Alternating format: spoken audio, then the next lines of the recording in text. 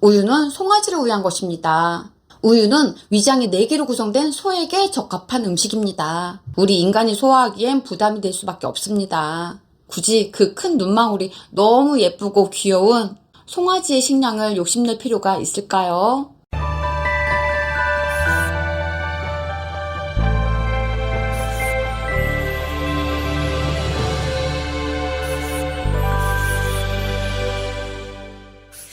안녕! 라붐시클릿TV 작가 김상울입니다. 여러분들은 공복 후 빈속에 맨 처음 어떤 음식을 드시나요? 공복이란 우리 소화기관 내에 음식이 들어가 있지 않은 상태, 즉 위장이 비어있는 상태를 말합니다. 이 공복 상태에 어떤 음식을 넣어주고 넣지 말아야 하는지는 우리의 질병 예방과 생명 유지에 직접적인 영향이 있기에 너무 중요합니다. 그런데 여러분, 이 공복 상태에서 몸에 좋은 음식을 넣어주는 게 중요할까요? 아니면 몸에 해가 되는 음식을 넣어주지 말아야 하는 일이 더 중요할까요? 저는 닭이 먼저냐 달걀이 먼저냐의 문제처럼 무척 고민이 됐습니다. 여러분들도 애매하시죠? 하지만 오늘 제목에서 짐작하셨듯 저는 빈속에 해가 되는 음식을 먹어주지 않는 일이 더 중요하다고 생각했어요. 왜냐하면 우리는 내가 원해서든 타인에 의해서든 너무 많은 음식을 먹습니다.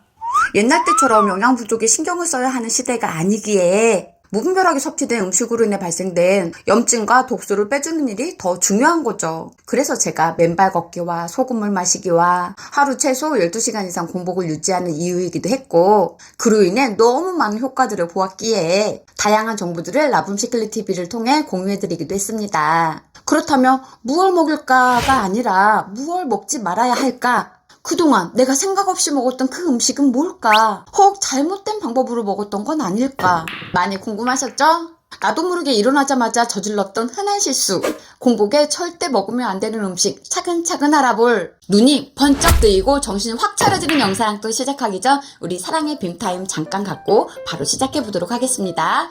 구독, 좋아요, 알림 설정, 그리고 정성 가득한 사랑의 댓글은 저에게 큰 힘이 됩니다. 감사합니다. 공복에 절대 먹으면 안 되는 음식 3가지 중 첫 번째, 커피입니다. 여러분 커피 좋아하시죠? 하루에 몇 잔이나 드시나요? 커피를 마시는 10명 중 9명이 기호식품이다 라고 생각할 만큼 우리에게 너무 친숙하고 대표적인 음식입니다.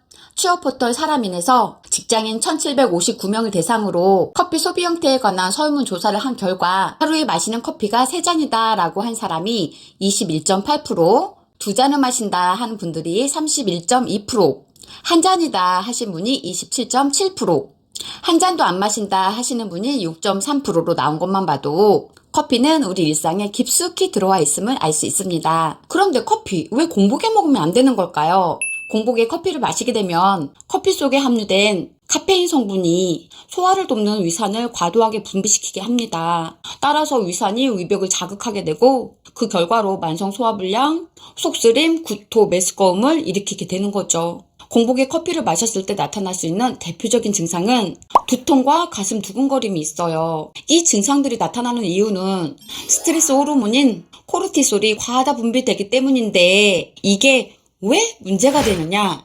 여러분, 스트레스 호르몬인 코르티솔이 가장 많이 나오는 시간대는 언제일까요?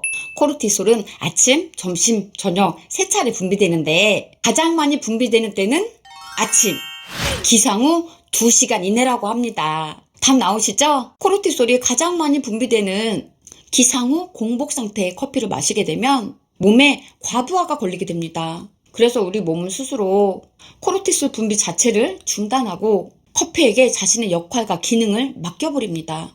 우리 몸에 필요 없는 호르몬은 없습니다. 우리 몸의 자연스러운 시스템을 커피에 의존하게 되고 결국 중독이 되는 거죠. 다이어트 불변의 법칙을 쓰신 하비 다이아몬드 박사님께서는 산성을 일으키는 음식을 피하는 것이 무엇보다 중요하다라고 말씀하셨습니다. 왜 갑자기 커피 얘기하다가 산성 어쩌고 하냐고요? 바로 이 커피가 우리 몸에서 산성으로 변하기 때문입니다. 그렇다면 산성이란 뭘까요?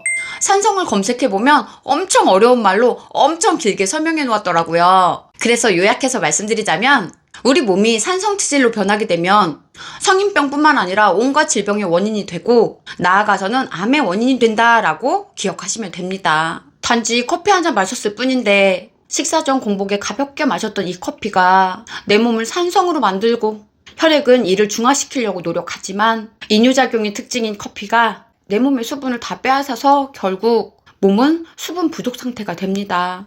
만약 이게 반복이 된다면 네, 제가 늘 강조하는 만성 탈수가 되는 거죠. 몸이 탈수 상태가 되면 이 또한 각종 질병의 원인이 되기 때문에 우리 몸은 수분이 필요하고 그 수분을 잡아주는 게 소금입니다.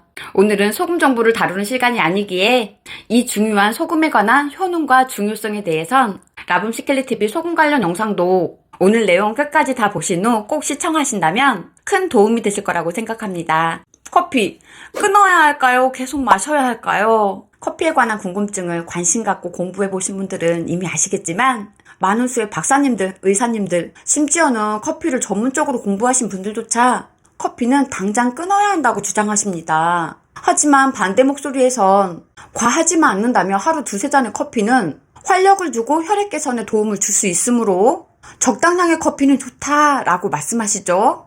저는 이래서 각 개인이 지식을 습득하고 그 안에서 올바른 판단을 할 줄 아는 눈을 키우는 일이 무엇보다 중요하다고 생각합니다. 그래서 제가 추천드리는 방법은 우선 커피를 하루에 한 잔 혹은 2, 3일에 한 잔 먹는다 하시는 분들께선 그냥 끊으시는 게 좋을 것 같고요. 아니다, 나는 커피를 꼭 마셔야 활력이 생긴다 하시는 분들께선 이 두 가지 원칙부터 실천해 보시기 바랍니다. 첫째, 공복에는 절대 커피를 마시지 않는다.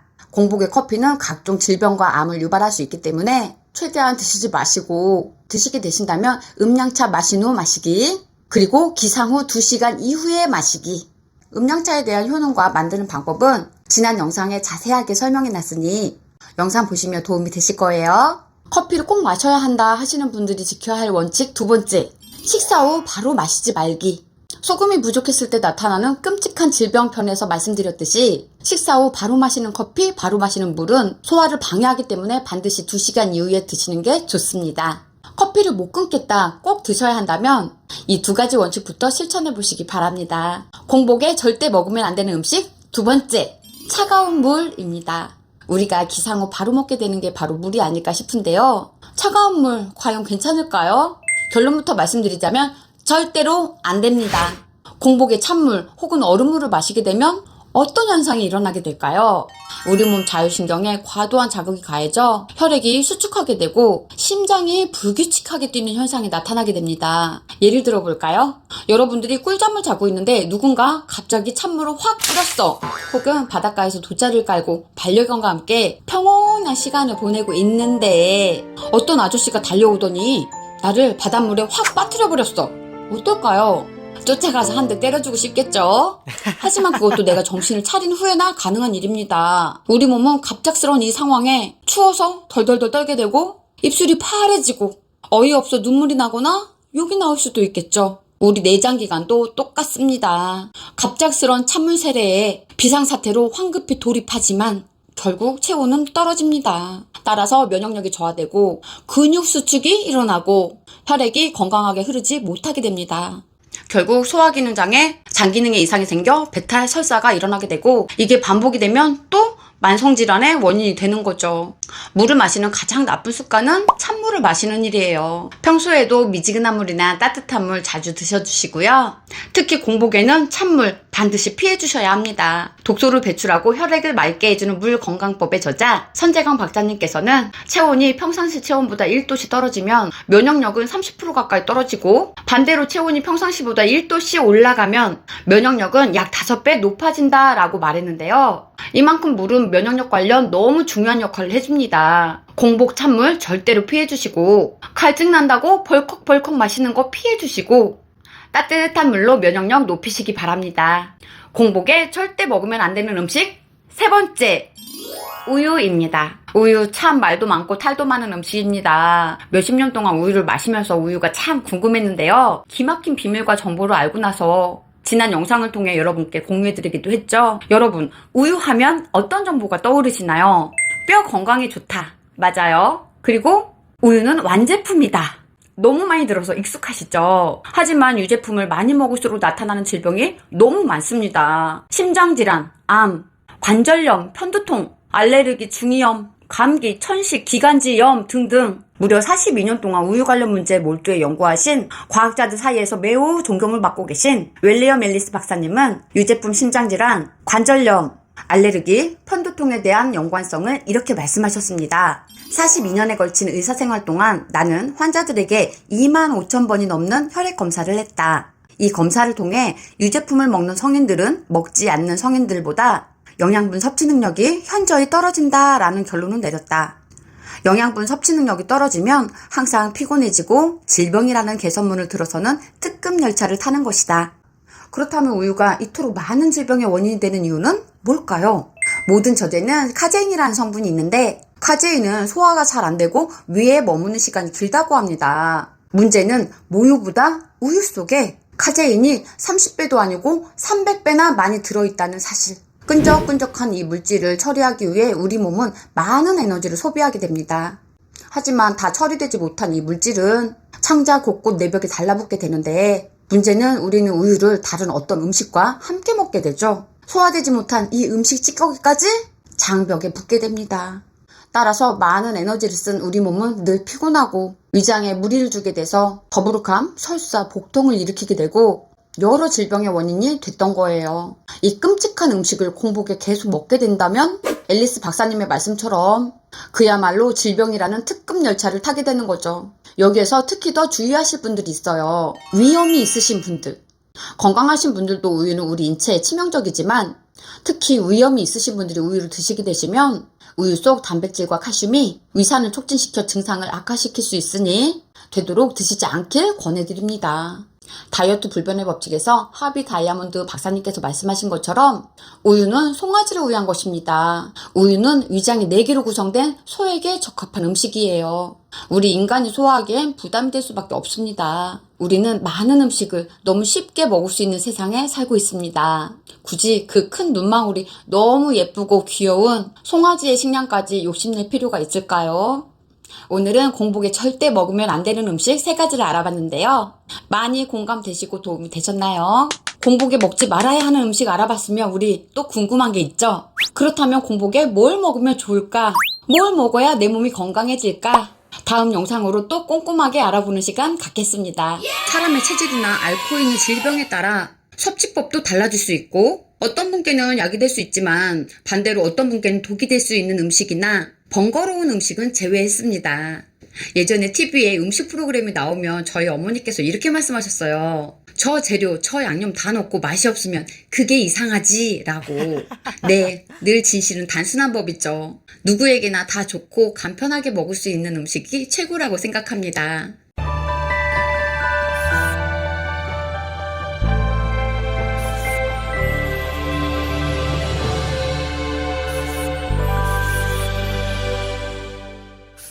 안녕, 나쁜 시클릿TV 작가 김상월입니다.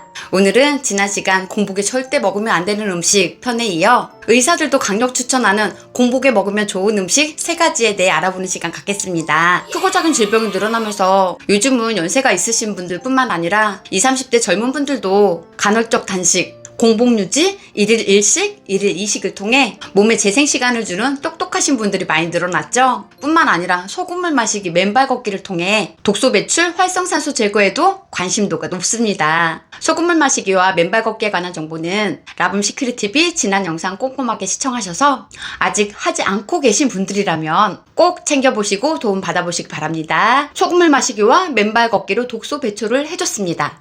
그리고 공복 시간을 줌으로써 몸에 재생 시간도 주었습니다. 그 다음 해야 할 일은 맞아요. 몸에 좋은 음식을 먹어주는 일이겠죠. 저 역시 공복 후 하루 처음 먹는 음식에 관한 공부도 많이 하고 꾸준히 실천도 해왔는데요. 그중 오늘은 누구나 쉽게 접근할 수 있는 음식을 추천해드리려고 합니다. 아침에 일어나 커튼을 젖혔을 때 나를 맞이해주는 첫 햇살이, 눈을 떠서 내가 하는 첫 말과 첫 마음이 하루 삶의 질에 큰 영향을 끼치듯 공복 후 첫 끼, 약이 되는 보약 같은 영상 또 시작하기 전 우리 사랑의 빔타임 잠깐 갖고 바로 시작해보도록 하겠습니다. 구독, 좋아요, 알림 설정, 그리고 정성 가득한 사랑의 댓글은 저에게 큰 힘이 됩니다. 감사합니다. 질문 하나 드려볼게요. 여러분, 공복은 식사를 안 한 지 몇 시간을 얘기하는 걸까요? 내가 배가 고프다고 느끼거나 꼬르륵 소리가 나면 공복일까요? 그건 아니고요. 진짜 공복은 식사를 안 한 지 8시간 이후를 말합니다. 우리가 음식을 섭취하고 위장에서 소장까지 가는데 평균 3시간에서 6시간이 걸리고 다시 소장에서 대장까지 가는데 평균 2시간이 소요된다고 해요. 따라서 공복은 식사 후 최소 8시간을 지나야 공복이라고 말할 수 있는 겁니다. 의사들도 추천하는 아침 공복 시 최고의 음식 첫 번째, 음양탕입니다. 이름만 들으면 왠지 어떤 약재들을 듬뿍 넣은 한약 같은 느낌이 드는데요. 저도 처음에 들었을 땐 굉장히 어려운 차라는 느낌이 들었는데 알고 보니 만드는 방법은 간단하면서도 효능은 엄청나더라고요. 음양탕이란 음양을 합쳐 조화를 이룬다는 뜻인데요. 다른 이름으로는 생숙탕이라고도 불려요. 동의보감에서도 소개될 만큼 오래전부터 내려온 건강차입니다. 만드는 방법은 첫 번째, 물을 90도 이상으로 끓여줍니다. 두 번째, 머그컵에 뜨거운 물을 3분의 2가량 채워줍니다. 세 번째, 차가운 물을 나머지 3분의 1을 채워줍니다. 끝이에요. 이게 뭐야? 이게 다야? 제가 말씀드렸잖아요. 엄청 간단하다고. 음양탕 마시는 방법은 한 모금씩 천천히 식히면서 드셔주시면 되는데 효과를 높이기 위해선 만든 직후 바로 다 드셔야 효과가 가장 좋습니다. 체내 수분이 2%만 부족해도 인체의 대사기관에 문제가 생기므로 공복 수분 섭취는 무엇보다 중요합니다. 음양탕은 소화불량, 배탈, 위장장애, 구토를 할 때도 좋아서 언제 먹어도 좋지만 가장 효과가 좋은 때는 아침 기상 직후 공복 상태입니다. 뜨거운 양의 기운과 차가운 음의 기운이 만나 몸의 상하순환을 촉진시켜서 머리를 맑게 만들고 아랫배를 따뜻하게 만들어 특히 장 건강에 좋을 뿐만 아니라 변비에도 즉각적인 효과를 볼 수 있더라고요. 저의 경우 일어나자마자 음양탕을 만들어 바로 모닝 독서에 돌입하는데요. 우리 뇌는 일어나서 한두 시간이 뇌가 가장 활발하게 움직이는 뇌의 골든타임이라고 해요. 그래서 이 시간에 음양탕을 만들어 명상을 하시거나 모닝 독서를 하신다면 음양탕으로 맑아진 혈액순환으로 머리는 맑아지고 중요한 일의 효율성을 더 높일 수 있는 거죠. 그리고 전날 음주를 하셨거나 평소 술을 자주 드시는 분들 더더욱 음양차 꼭 챙겨 드시기 바랍니다. 알코올은 수분을 빼앗는 대표적인 음식이기 때문인데요. 음주 후 음양차를 마시게 되면 갈증 해소와 충분한 수분 섭취를 해주고 속도 진정시켜주는 역할을 해줍니다. 술 마신 다음날 찬물 벌컥벌컥 드시는 분들 많으시죠? 지난 영상에서 말씀드린 것처럼 찬물은 수분 섭취 중 가장 안 좋은 물 습관입니다. 술 마신 다음날엔 무조건 찬물이지 하시는 분들, 혹은 아이스커피로 속을 다스리는 분들, 지금 겪고 있는 피부 가려움증, 피부염, 피부 건조함, 속쓰림, 설사 등의 질병과 증상들이 이 공복에 찬물 마시는 습관 때문일 수 있습니다. 한 번이 어렵지 먹다 보면 나중에는 찬물을 못 드시게 돼요. 음량차 마시다가 어쩌다가 찬물을 마시게 되면 맛도 없을 뿐만 아니라 오히려 즉각적으로 배탈, 설사 등의 증상이 나타나기 때문이죠. 아침에 일어났을 때 공복 후 첫 음식 1순위로 따뜻한 음량차로 내 몸에 활력을 주시길 강력 추천드립니다. 두 번째, 블루베리. 블루베리는 뉴욕타임즈가 선정한 10대 건강식품 중 특히 공복에 먹으면 좋은 손꼽히는 음식입니다.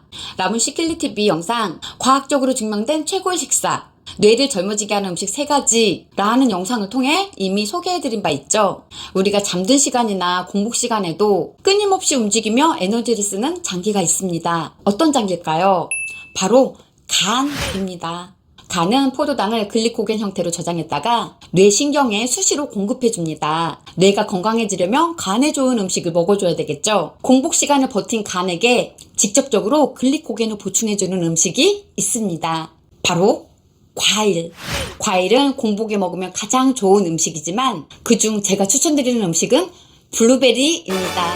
공복에 먹는 블루베리는 아주 훌륭한 글리코겐 보충제 역할 뿐만 아니라 보라색의 이 안토시아닌이 간에 강력한 항산화 작용을 해서 간염과 간암의 예방에도 탁월한 효과가 있기 때문입니다. 여기에서 항산화란 산화가 진행되는 것을 억제하거나 완화한다는 뜻입니다. 다이어트 불변의 법칙을 쓰신 하비 다이아몬드 박사님께서는 산성을 일으키는 음식을 피하는 것이 무엇보다 중요하다라고 말씀하셨죠. 블루베리 속 보라색 항산화 물질은 몸의 활성산소 제거는 물론 뇌의 노화 예방과 기억력을 증진시켜줍니다. 게다가 블루베리는 공복에 먹었을 때 이 효과가 배가 된다고 하니 되도록 공복에 먹길 추천드립니다.